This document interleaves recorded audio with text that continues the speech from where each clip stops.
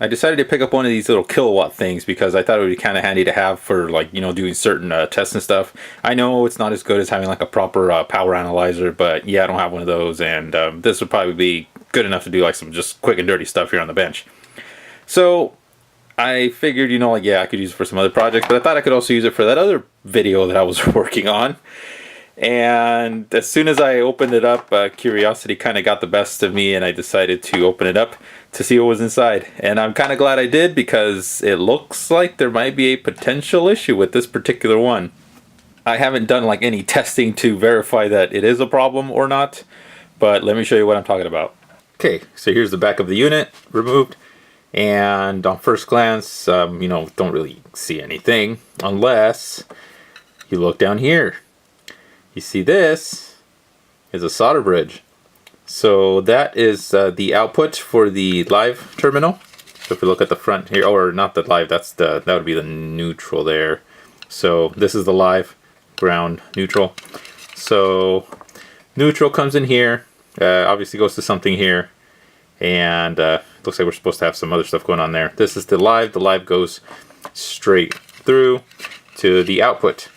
But if we pull this out, we see that this neutral connection goes through a fuse up here. It looks to be like a thermal fuse. So it comes down, goes to this big pad here, goes through a shunt, and then the shunt is supposed to go out to the output.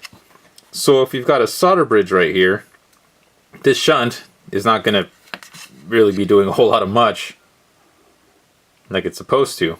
So that might be throwing off the measurements a little bit. Not saying it's not going to work at all. It's probably just not going to be as accurate as it should be. So I decided, let's instead of just removing the thing, I just wanted to see how much that little bit of solder there was actually affecting the functionality of this thing. So I'm going to leave it intact, and we're going to plug it in. I'm going to plug in I got a 40-watt light bulb here. And these two leads here are left bare. It's not plugged in right now. Don't worry about it. And if you don't know what you're doing, don't be messing with high voltage, yada, yada, yada. And we also have a switch here so that we can switch the bulb on and off. I'm going to clip these. So this is the live coming in. This is the one going to the center of the light bulb. I'm going to clip these to my meter.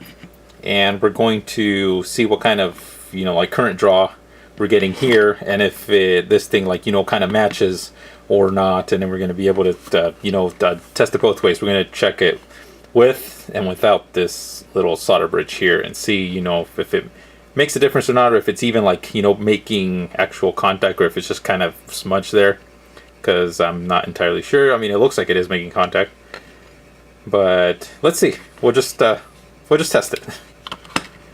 Okay, so here's what we're going to do first. I've got the clips hooked onto the wires here, and going to the bulb, and we're gonna test the amperage, the AC amperage of the bulb by itself.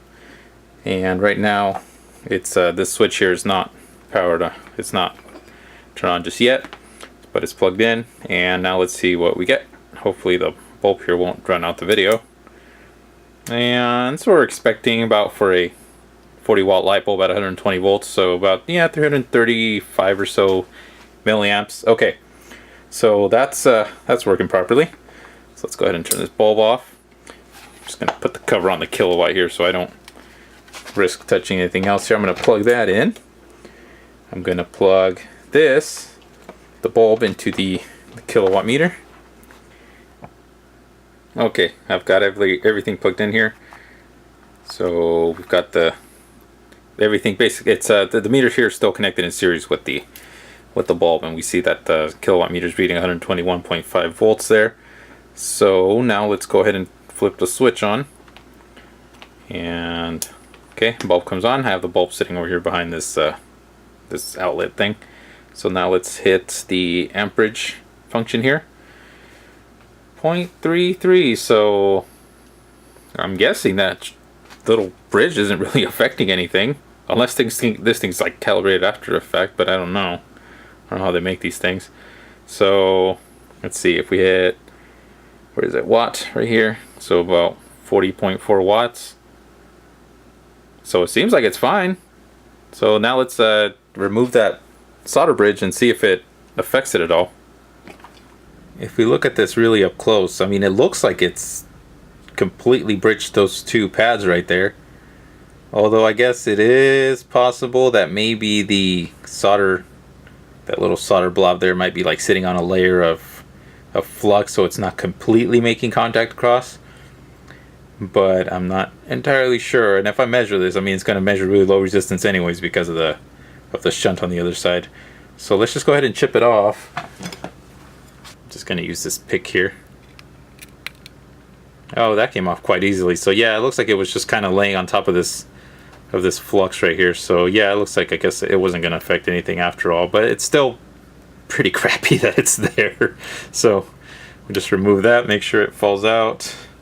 Alright, so now we can see that that's been completely opened up. There should be nothing there bridging that. Okay, so is that going to affect the readings at all? I don't know. Let's see. I've got everything plugged back in, and I'm going to hit the switch now. And hopefully, if it really wasn't affecting anything, this should still be reading about 330 or so milliamps. So here we go. It's clicked on, and so that one, see, still 330, 335 or so. The amperage button, and 0.037. So it seems to have gone up a little bit. Wattage says about 45.7 now. So I think that threw it off. Well, that's great. Let's see, let's turn this off and we'll do it over again. I mean, it should drop to 0 here. Okay, so we'll turn the bulb back on. Wow, I think it did throw it off. Yep, it's reading 45.7 now, and it's...